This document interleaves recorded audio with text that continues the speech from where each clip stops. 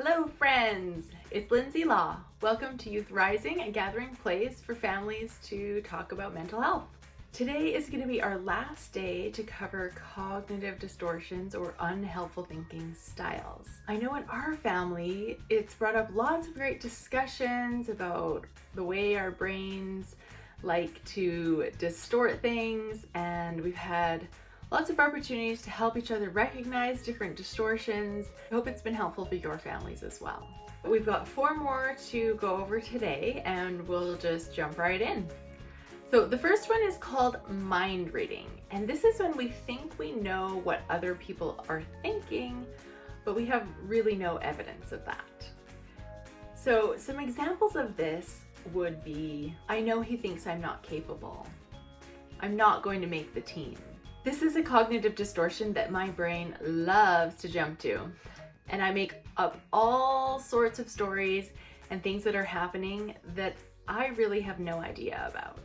Sometimes I feel like I have full-on conversations with someone in my head about something that I'm nervous about or upset about, and then when I actually have a conversation with that person, it's way less of a big deal than my brain had made it out to be. So I find that mind reading creates a lot of anxiety and increased judgment and confusion for me in my life. So one of the ones that I try to really be aware of.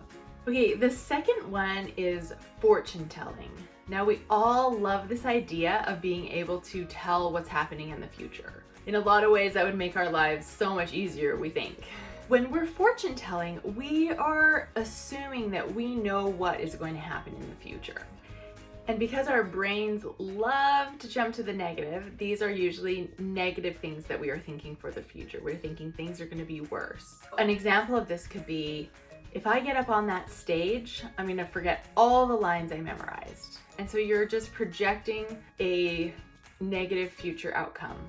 If I talk to someone, I won't know what to say and they're gonna think I'm an idiot.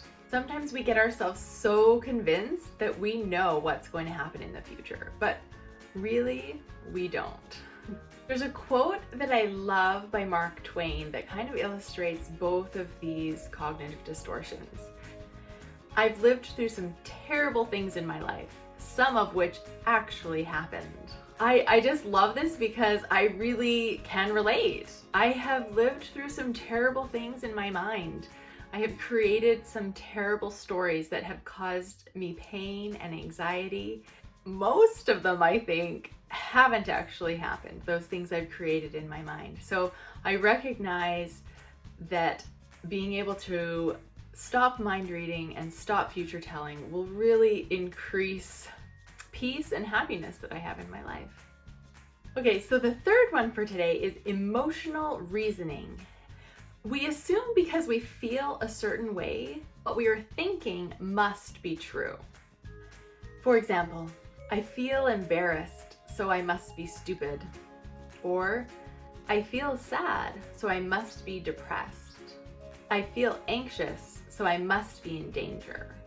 Our thoughts do create our feelings, but as we know, not all of the thoughts in our brain are true. So it's important to recognize that. We will talk a little bit more about the idea that thoughts create our feelings in the videos to come. Okay, so the fourth one is labeling. This is when we assign a general negative trait to ourselves or to others. So for example, he's an idiot. I'm a slob. So there is definitely evidence in my life that I am a slob, and that is a label I could give myself. But there is also evidence in my life that I am not a slob, and it's important for me to find balance and to not label myself. When I label myself as a slob, I know that what that creates in my life. For me, it creates a demotivation to clean and also feelings of unworthiness, which don't help me to show up the way I want to my family. When I shoot these videos in my room, I strategically angle the camera so that you can only see the undistracting parts of my room. But I will show you that there are little pockets in my room of disaster.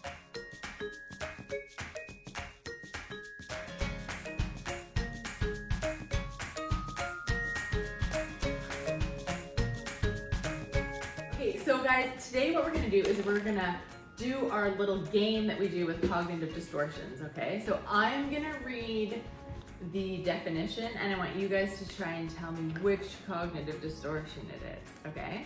You assign a general negative trait to yourself and others.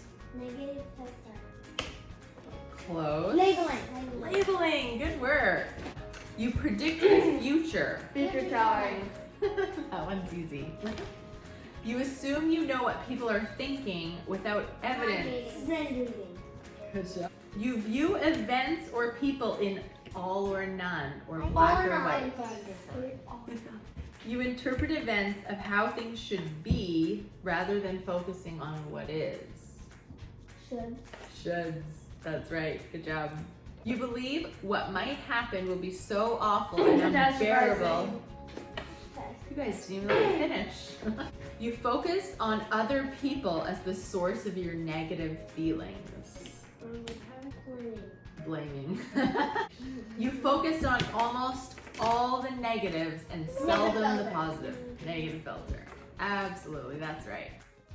I hope you guys enjoyed our game. We like to turn things into a game as much as we can because it just makes it learning more fun. In the description, I have posted a few links to websites that have more information about cognitive distortions and also some worksheets that simplify and consolidate the information. I have also included a link to a free workbook that I found for teens that also includes a really great list of cognitive distortions, so check that out. Please let me know in the comments which cognitive distortions or unhelpful thinking styles your brain loves to go to. What are some strategies that you have to counteract those thoughts? Thank you for sharing and liking my video and subscribing to my channel. Have a great week and we'll see you later.